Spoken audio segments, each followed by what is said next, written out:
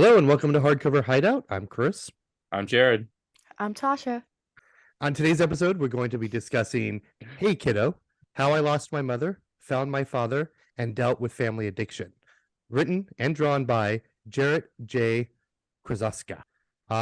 It's basically a autobiography story about Jarrett and his mother, growing up with his mother who was addicted to drugs, and how he ended up being taken in by his grandmother and grandfather, and his life growing up with a mother he never saw, a grandmother who was kind of grunty, very gruff, a great grandfather, family, and how he dealt with his art and his life with his mother. My first thoughts about it was very good. It was very sad. It was a very sad. I mean, just right off the bat, you knew with the intro of what the book's about, with addiction. It was a very sad book about his life. Now, I say that just because it's horrible what happened to his mother, and how he had to go through life, with a mom who was never there, and basically his grandparents were his parents, and grandma who was very like tough love. She was all about telling it like it is, and anything he wanted to do, she would be like, no, or why would you do that, where grandpa was very encouraging and helped him out. And for me personally, it kind of reminded me of my nana, my grandmother. Take out the addiction thing with my mom, it was almost like my story. I was reading this book, keep forgetting that it's an autobiography, and I'm like, this would suck if it was someone's life, and then I'm like, oh wait, it's an autobiography. It just that a kid's going through that, it just seems hard, and like it was a really sad book if you think about it. I really enjoyed it, reading about this person's history. It was a good book. Yep. And like I was saying before, the grandmother character was a lot like my grandmother, where my mom kind of rebelled against her because she was so strict and would say things like, almost like that. Why are you doing that? That's stupid. Or, you're not doing things with your life. And so my mom, being a single mother, was almost like along the lines, but she didn't do drugs. And so I was with my mom my whole life. But it kind of reminded me of that relationship. Like when you see the flashbacks with the grandmother or his grandmother interacting with his mom as a child, or even interacting with his aunts. That's sort of like what the interactions were like for watching my mom and my grandmother together. They would just fight about everything. Right. And from what I know, unfortunately, my grandfather passed away when I was like 9 months old. But that's sort of like how he was. He was very, encouraging and helped her out. And when she needed money, he would give it to her. And so I was like, I kind of felt for him what it was like having a mother like that. My mom had, every once in a while would have like parties with guys over that were like bikers and that when I was younger. But luckily, my life was, they went home at the right. they went home. She didn't cover up And she what didn't seemed to cover be up a what be a murder. murder. Yeah, she didn't cover up a murder. Now, I am pretty sure that there was recreational drugs involved, the herbal type. Because I knew what pot was probably a lot earlier than I should have known what pot was by the smell. But other than that, it was not. She wasn't shooting up. So and his mom in the story is addicted to heroin. Yeah, it was which addicted to may heroin. be like the worst drug. One of the worst drugs you can get addicted to. Right. And so she was basically in and out of rehab facilities and jail throughout his whole childhood, and just would pop in, unannounced sometimes, and didn't know. She would just show up, and then one day she shows. To have to like see, the only time you actually see your mom is at visitations in a prison or halfway house, and that had to be pretty awkward. And it's crazy is I think it was when he didn't find out until he was like 13 or Right. Something when they came back from Disneyland and his grandfathers were like, your mom's in jail. The reason you don't see your mom is because she's in jail. Right. Or, and she's addicted and she's to a drug. heroin. She's addicted to heroin. Yeah. And so my question about that was, do you think the grandparents planned the Disney trip because they were going to tell him? Yes. Yeah, because they were going to tell him, or that, why he's already on this high and fun. Let's ruin it. Yeah, while he's on this high and having so much fun, let's go ahead and like bring him down a notch. Tell him about his mom. Yeah. Let's just tell him his mom's in prison. Yeah, I will build have him up though, just to break him down. I do have to say though, I mean, he was 13 years old, and throughout there, this isn't like, he had been visiting his mom in like halfway houses and jail, and so I don't know why it was such a shocker for him. I mean, he's known his whole life that his mom has been in a facility and that his mom has not been available, and he's been visiting her with a visitation at a place. Did he not? No, because he never visited his mom till they told him. Yeah, so maybe it must have been earlier. He must have been younger when he found out. I was just gonna say, I mean, did they not visit him before he told him? I thought he went. No, all right. No, she would just she would just show up at their house sometimes, like randomly.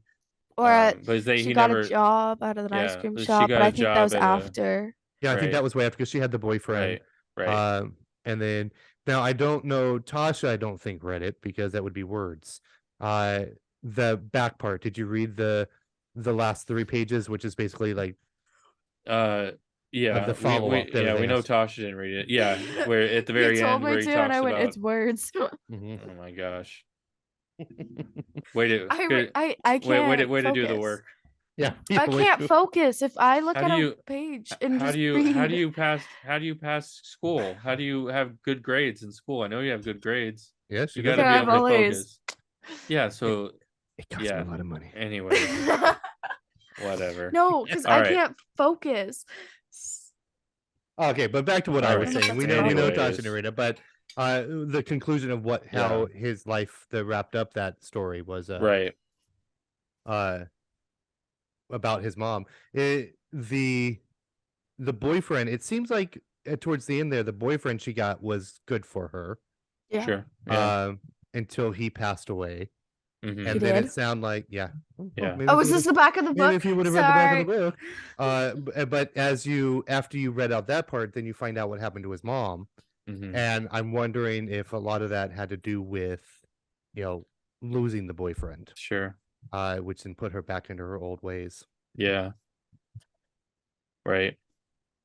So I also he also, before he even wrote this book, he did a TED Talk about this, basically the story that he ends up writing in this book, and he just goes through the whole thing. So it's another way to, if you want to read about his or find out about his story and learn about him, it's a great story. It's his grandfather was very family oriented, very encouraging for his art, which a lot of times the older generation, when someone wants to be an artist, they would tell them they're crazy or get a real job or whatever. But his grandfather was very instrumental in him becoming an artist, and had him go to the art museum, or what was it? It was the art classes held at the art museum. The art at the art. Yeah. So he went because they kept his school kept taking his classes, art classes, from once a week to twice, and then eventually they just went away. Got rid of him, right? So he didn't have that outlet anymore, and his grandfather saw that this is important to him. So that was a very important and then in person in his life. And his grandmother was completely opposite. She was she's a horrible person. I hate to say that about someone, but now in this story, and it's just like she didn't care. He drew a picture of them. And it just that one horrible scene just made me want to break my tablet. He drew the picture of them for their anniversary. Yeah. That part, fucking comments were like, that was I want to do the same thing. I was just like, I can't believe. Are you kidding me? Yeah, she's like, where all that time?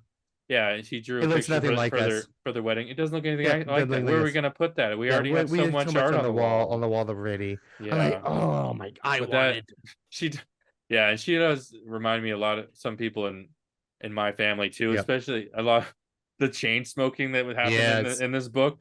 I remember my mom, well, pretty much every adult I knew growing up just same here. My mom was a chain smoker. chain smoke, I just smoked. boom, boom, boom, boom. And my grandparents all the time. Just my grandma, every time I saw him, we'd be sitting there at the table playing games. They'd just be smoking. Like they didn't care. Didn't even think about my little Nana, kids are around. It didn't matter. Always had the Virginia Slims that were like 20 feet long. So that my mom smoked. Kind of took me back to being a kid and being in that plume of smoke in the kitchen. And it was like, oh, I could almost like smell the cigarettes just reading this. Well, then it also leads you to wonder, is it who? It's the whole chicken and egg thing. Who influenced who? Were their kids? I mean, because all their kids, at least two. I like the son seemed to have gotten married and moved out. But like one of the other girls, her daughters, got pregnant early at 16 or 17. And, like, is it the reason the way the mom treated his mom as kids, and that is she the one who led them? I definitely thought that too is that her the way she parented and stuff that has something to influence them. I highly agree with that. If she had been more of a loving mother, I bet it wouldn't have led to that. And I do feel, even though he was an amazing grandfather and he raised Jarrett great, with his mom, I think he was a little bit of an enabler. To find out that he rented an apartment for his mom in the city because she was just going to be running away anyways, rather than trying to help her and put her in rehab or something. It just seemed like, hey, now you've given her a place to do her drugs. Which why I don't know what exactly the thought process would be there, because he thought he would make it better. But it's probably because to get her, meaning Jarrett's mom, away from her mom, the grandmother. I agree. Maybe that's what he's thinking. Get her out, get them away from each other. But then it just, like you said, it enabled her. It does enable. She was by herself, had an apartment by herself at 16. What do you think's What do you think now she's just going to have all the guys over with the drugs, and and then of course we saw what happened is she got pregnant with Jarrett. And so even though I think the father had good intentions, I think his good intentions should have went more about getting her help than enabling her by getting her an apartment. I think deep down he thought he was helping her and trying to soothe things out so they have some distance between mom and his mom, and that maybe she'll calm down and come to realization. But at that time she was already doing drugs, so all you did now is just invited it to be which then whenever however you want, and just and then as you saw, it kind of escalated because then she started stealing from them, and stole her mother's engagement ring to buy drugs and money, and so although they were polar opposites as parents, I think they both did her harm, which unfortunately the way that went led to her lifestyle. Now it was very nice, or actually really good of his grandfather to, when she was arrested again and he had to go pick the son up from the police station, that he made her sign over custody rights because he did not want his grandson being raised in a foster home, which was great. He kept him in the family. But luckily he had the grandfather on that side, but the way the grandmother treated him, you would think he'd almost lead the same path. I mean, everything he liked and tried to do to better himself, grandma just put down.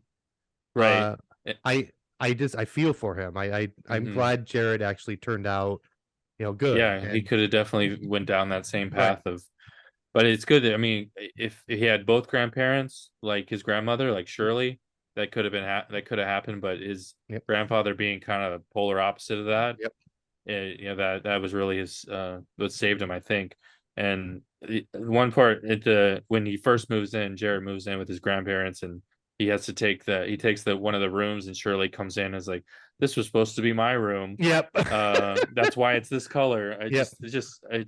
That's why I mentioned it. And then I think she just resented him ever since after that. Right, because like she was gonna have her own room and have her own, right. And then after that, she was just like, she basically just him reminding him that they cannot never be empty nesters. They can never be by themselves after they had all their kids were old enough, and now they have another kid he was however old he was, less than 10, like 8 or 9 years older, younger. So I think she always resented him for that, even though when he came to live with them, 2 of their kids were still living with them. We're still in high school and in that. So it was a very like dramatic, like deep book. It was there wasn't really much funny about it. It was basically his life story, and his life story was hard.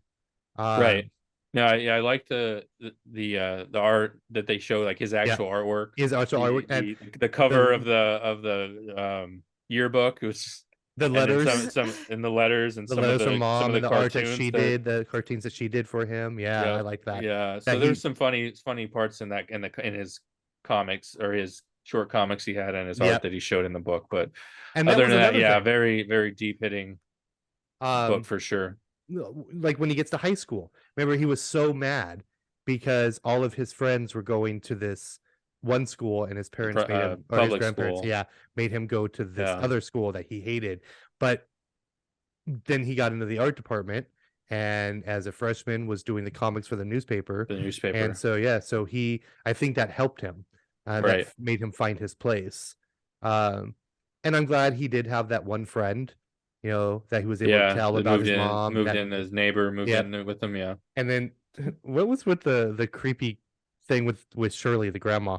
Like when the friend was over playing. So when he had his best friend over playing like pool at the bottom, and Shirley's like hitting on him and doing like the little flirting with I'm like, that's just creepy. She was just kind of an interesting character for sure. Tasha, do you have any thoughts?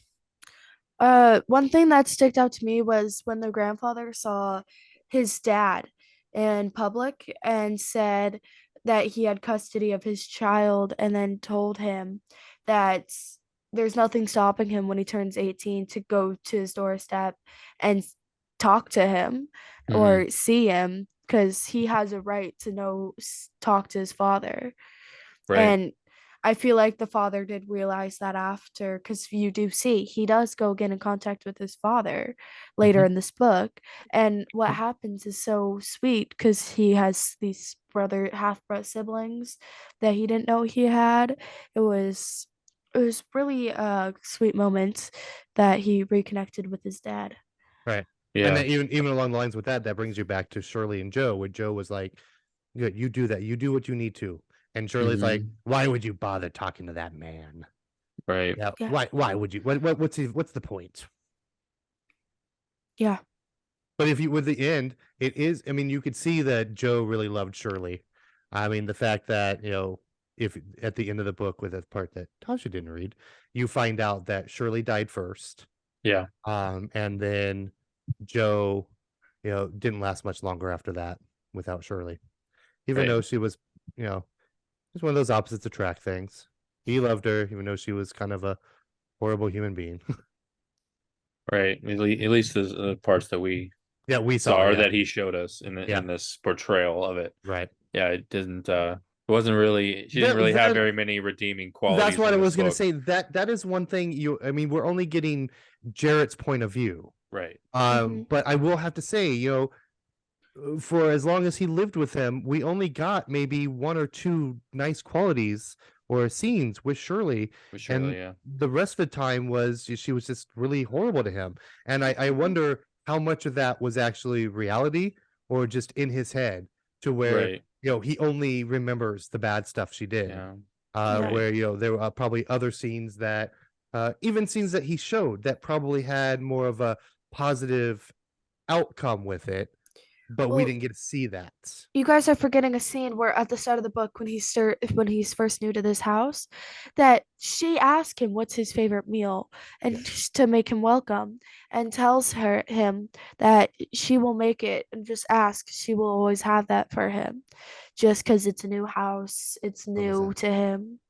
Right. And that was about it was a meatball sub. Meatball sub. That was about the only nice thing she did in the whole book. Nice thing she did in the whole book. Yeah. And I didn't see any more meatball subs after that. Yeah, so I know. I'm just saying. Yeah, you did. You saw it at the work. Yeah, but that wasn't from work. Yeah, remember when he goes? But it wasn't from her. When he goes to work with Joe. And that was the only really time that you really see Joe Stern. Right. Is at work. And his uncle who works there with him. And he's like, "Yo, you're lucky. I would have hit upside the head." Did you know in that scene where they're at the factory? It's a ball bearing factory. Do you see Joe's shirt? Remember what? No. It was like because he makes like ball bearings or whatever. It's it's something like we have the biggest balls or something. Yeah. Oh yeah, I saw that. Yeah. Or we have the best balls or something like that. Yeah. It was just funny because it's like, yeah, nice little touch. Yeah, so I mean, I like that scene because it kind of showed Joe, can still be, not the nice guy the whole time. Right. But even the uncle tells him that, he must really like you because when I first started, I called him dad and he hit me upside the head. Oh yeah. Yeah. Where he's like, at work, I am Joe, not grandfather. Yeah, but even then, and he takes him and he's like, he like feeds into his art and he's like, you're gonna learn how to draw blueprints today. Blueprints, yep. Yeah, exactly. So it's like, even though he brings him to work and he's in the factory, he's still like always going back to that art. So I thought that was awesome. And then as Tasha touched on, I did like the fact that he got to know his father. Mm-hmm. His real father, who just wasn't ready, and it even says in the book that she wasn't even sure he was the true father, which kind of led you to the fact that his mom wasn't monogamous. Sure. That she probably had few partners while she was high, and then they don't ever mention did she stay clean while she was pregnant? Yeah, they did. Okay. He said that she did stay clean during her pregnancy. Okay. But right after she went right back to it. Yeah, they did say that early on in the book, or at some point I think it was when Joe was telling Jarrett first about it, that she was able to stay clean during the pregnancy, but and they were hoping that she would be able to stay clean after that, but she fell back into. She fell back. I mean, and you see throughout the book that until she gets the boyfriend, and we're still not even sure, if she's clean during the boyfriend. But for the most part, boyfriend also like a drug dealer or something? He was a recovering as well. So he was a drug dealer that was also in the same program. In the same program. Mm-hmm. Like who said they weren't doing drugs together? But that's true. I mean, because when the boyfriend dies, I just think it was a heart attack, if I remember correctly. Do you remember? I don't think it was drugs. I don't remember. Or they don't mention drugs. I don't think it was drugs. I mean, it was probably because of the drugs. Right. If it was a heart attack, like down the line, is obviously that kind of stuff has pretty big consequences, on your heart. So it was probably complications due to maybe drug use in some way, but I don't think he OD'd or anything like that. Yeah, I think they stayed clean after, or it seems like they did after. Right, but they do kind of, well, like throughout his life, we get to see his mom here and there.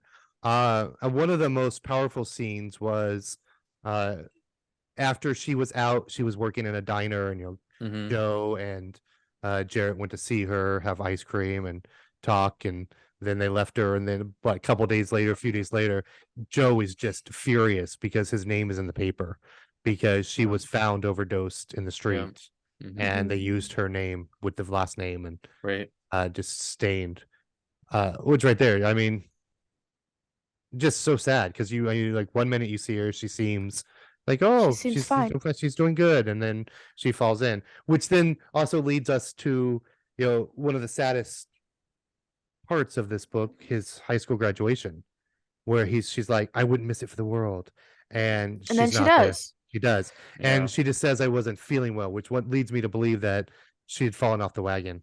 And that she was probably high during his graduation. Yeah. For sure. But he made the fact to say that his family was there. He wasn't by himself, and he had his grandma, grandpa, his aunts, his uncles, and his best friend was there. But it's so sad, and it was nice to see that he made an effort to not just write her off. I mean, there was times when he did not want to go see her. We saw that, and then there's also times where he didn't even call her mom. Yep. Her mom. He's calling her Leslie. Her name, Leslie. And then even I like the fact that he did not embellish. It seems like, I mean, I really don't know. I listened to the TED Talk, and it seemed to follow the TED Talk nicely, but he didn't seem to embellish. Even to the art school, he didn't get into the art school. He got declined, and you don't find out until in his summary at the back that he went to another college to start with, and then applied again and got into it. He got in his sophomore year. Got his sophomore year. So he didn't like try to make it a happy ending. I mean, even the wrap up with the couple pages, wasn't a happy ending. You find out that what happened to his mom, what happened to her boyfriend, what happened to his grandparents, but you do find out that Jarrett did meet someone, and there was another moment that showed Shirley in a nice light. Unfortunately, it wasn't drawn. You had to read about it. But after he met her, I'm looking at you, Tasha. I know. After he met his fiance, or his wife now, and introduced them to Shirley, when he told him that he was going to propose, Shirley gave him her engagement ring. The ring to engage, and that was like another nice gesture she did, to show she wasn't a horrible human being, just mostly dead. It's mostly a horrible human being. But yeah, and overall it was I feel a great book. It was a kiss again, on track with what we like to read. Very depressing. Very. Yep. I think we just started to pick some happy books here. Let's stay away from the graphic. Or the autobiographies. The last couple are very last few.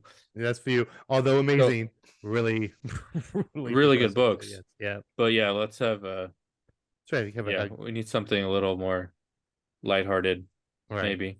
One thing that I wasn't when I was reading this, and then when they were calling him by his nickname, and I didn't know how to say it. It's just J-A. Is it J? It's Ja. Or Ja? Ja. Short for Jarrett? Well, to them, it's not Jarrett. I mean, I was like, Ja? That doesn't sound right. And then I just kept thinking of Ja Rule. Yeah, Ja Rule. I was like, okay, so I'll be honest with you. Reading it, I just assumed it was Ja. Yeah. Or maybe it's J. Maybe it's J. It's either J or Ja. J. I mean, even if you do it, like if you do for Jarrett, the J is J. Yeah. Right. So I don't. That was just something I was like, I don't know how to say this, and I just assumed it was Ja. Ja. But I was like, that doesn't sound right. I know I guess that's it. I know you're not a Harry Potter fan, but I've seen the movies. I remember I used to read I read the books. I read the books. Saw the movies. Wait. You can read a Harry Potter book, but you can't read 3 pages in the back of this novel? I was actually forced to read the Harry Potter books. Well, guess what? You're forced we to did a read this stupid book thing too. called AR. It's really easy to turn your mic off and your thing and say, "Well, it's back to just Jared and Chris with this podcast." Yeah. Okay. You can read an 800-page Harry Potter novel, but you can't read 3 pages. 3 pages of a wrap up of a comic book you just read. Okay, this is the last time you're going to see Tasha on this podcast. Yeah. All right. Sorry, I cut you off, Chris. Go ahead. So when I first read the Harry Potter books, seeing the word Hermione. Oh yeah, phonetically the way it's spelled. Phonetically, you're like, is the for the longest time I called her Hermione. And then when I saw the first movie and they're like Hermione, I'm like, that's how you say it. Now I It's just that's when I read it, I see Hermione, but and this is along like this with the J.A. Like, what was it? J? Was it Jaw? I think it's supposed to be Jaw. They probably would have put J-A-Y. He would have put J-A-Y, I think. But it just like I wasn't sure, and then I kept thinking of Ja Rule. Right. Like I said, I was like, I should look up Ja Rule songs, and then I got distracted. Anyways, that's just me. Nope, right. Nope. That's why we're friends. I do that too. I squirrel. I think the worst is when I'm watching a movie and I'll see an actor. Yeah. And I'll be like, oh my god. Oh wait. Who I gotta look that? on I gotta look on IMDb. And then I'll go like, oh, what other movies are in? Oh, look at that. And then I'll go to that movie. I'm like, oh my god, I forgot that person was in. What are they up to now? Yeah. Oh my god. I'm not quite. I don't fall quite as far in that rabbit hole as you do, but I do the same thing. I always look it up, and I'm like, oh yeah, they were in this too. Yep. But I don't really go in that far down. But yeah, no, I fall deep in the rabbit hole to where I realized that I was watching a movie and I missed half of it. Yeah, I just don't pay attention. So, any other comments? You know, I mean, he wrote and did the art for this. Yeah. And so, you know, overall, everything he did was great. And you already mentioned, I loved how he included in the book pictures of the original art, the original letters, the original, like his baby book. Like the announcement of his birth. I really enjoyed the book. I don't know who I would recommend this to. I have to be friends that like to learn about people's lives. Yeah. I mean, it's not really, I mean, except for the actual life subject matter, there's no really cussing in it. There's really no graphic. I mean, the most graphic you get is you see her cleaning up her friends, the blood in the bath. Right. But, yeah, I was gonna say that that's I think one of the strengths of Hey Kiddo is how it deals with the complex issues of addiction and things like that but identify with to make it accessible to all readers, even though you have like these these mature topics. This is still an all age books because he is Jarrett is he's a children's author, is what he makes children's books, and so he made this about it's a deeply personal account of his life in a way that is accessible to everybody. So I think I would recommend it in any age range, but people who like autobiographies, things like that. So maybe not for everybody, but there are definitely people that I would recommend this to. But definitely all ages. Define all ages, please. Well, I mean all ages, 0 to 99. Anybody? 99. What does it stop at 99? Okay, all right, it's teen. It's like 12 and up. Yeah, I was gonna say. I wouldn't say 0. I mean, no, I'd say like 12 or 13. Younger than that. I mean, yeah, they're not gonna really get it. But right. Yeah, like or read. Yeah, exactly. Yeah, you just learned to read a couple weeks ago. And you're okay. 14. Yeah, I'm not. So this is my last episode. No. Second to last. You got another book to do. You have way to do the book you're picking. Your farewell episode. Your farewell episode will be the book you're picking. Yeah. Anyways, like I hate these two. Preteen to teen. Yeah, not. I don't care that one's my father. I hate them. But even up to adults, I think everybody can get something out of this book. I agree. And it's a very well told story. The art's great. So I just think all around it's a big recommendation for me for people who are into this that kind of style of storytelling. Yeah, same for me. Right off the bat, I mean, it's not only is the subject matter a little deep, and like you said, we both felt personal with it. We saw something from our own lives. Luckily, not thank God, neither one of us dealt with the whole addiction thing, and my lifestyle was more along the lines with the single mother. Unfortunately, my grandfather passed, but the grandmother who was very direct and kind of stern with her daughter, and kind of told her things that she didn't want to hear, and therefore, my mother kind of rebelled against her. If the fact that she also got pregnant. I don't know who my father is. She also, my grandmother, my nana, was a very, like, the house was a museum. You didn't touch things. Yeah. If you were going to, when I would go to her house, and one of my favorite things to do was sit in front of the record player. She had one of those big entertainment consoles that had the record player in it with the TV and the radio. Oh yeah. And I would I had all the Tolkien records of The Hobbit and The Return of the King, and I would just sit there and listen to them on record, but I wasn't allowed to touch anything. If I brought toys with me, they stayed in the center of the room. I played with them, and then they got put away the minute I walked away from them.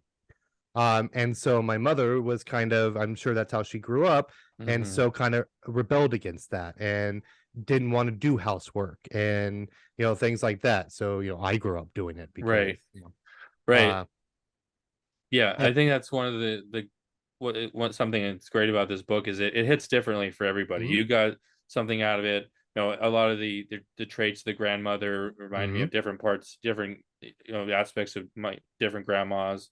Having him meeting his dad's kids, like my parents split up when I was young, and so but they both remarried, and I had all of a sudden I have two stepsisters. So I love the book. I again would recommend it. With the subject matter, and it's not a subject matter for everyone, but I would recommend it high school and above. It really will hit home. I'd recommend reading the summary. Because like I said, Jared and I found something in it that hit close to home with our growing up. There might be people out there who do the same thing. I did notice, it did seem to take place more around our time. What was the date? Because he was born like in it was like late 70s or late 80s. 70s, right? Early 80s. So it is, a lot of it felt like our time period as we were kids. I think he's like in between our ages. Right. Yeah. But I did want to mention, he does have a new one coming out, or it is out. It's basically a sequel to this called Sunshine. And I believe Sunshine is more about his kid. With his child. So it's a follow-up to this book. So nice. if you do like this, go out and read Sunshine, which is a follow-up to right. And like we mentioned earlier, his TED Talk, it is, I think he did it 10 over 10 years ago, but it's a good kind of summary of it, if you want to just kind of get a quick you don't summary read it of like everything. It's like a 10-minute 12-minute video. And then it'll give you a quick overview, and then this one will be more into in-depth detail about it. Exactly. Yep. So you're telling me I could have just listened to a TED Talk? Well, no, and you wouldn't have got everything, but okay. So that was Hey Kiddo by Jarrett Krosoczka. Krosoczka. I do apologize if I'm calling his name wrong, because it's Polish, right? Yeah, I think so. It's Polish, and it's like even to try to phonetically sound it is hard. Right. But again, an amazing book we all recommend. Jared? Yep. Want to take us home? Yeah, just want to say that we want to bring our listeners the best shows possible. So please feel free to send us any feedback or book recommendations you may have. You can find us on Instagram at hardcover_hideout, or you can comment on whatever platform you may be listening on. And please consider rating, subscribing, and sharing our podcast. We greatly appreciate it. And thank you for listening. Thank you. Happy reading. Happy reading. Happy reading.